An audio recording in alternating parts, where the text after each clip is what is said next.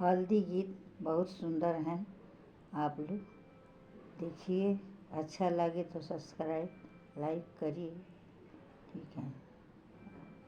हरे मई हरदिया दूब पातर नाय। हरे मई हरदिया दूब पातर ना।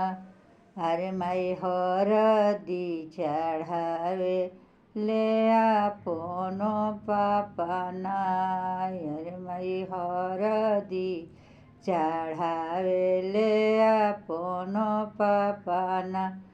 हरे मई हरदिया दूब पातर ना। हरे मई हरदिया दूब पातर ना। हरे मई हरदी चढ़ावे ले अपनो चचना। हरे मई हरदी चढ़ावे ले अपनो चचना। हरे मई हरदिया दूब पातर ना। हरे मई हरदिया दूब पातर ना। हरे मई हरदी चढ़ावे ले आपनो भैयाना।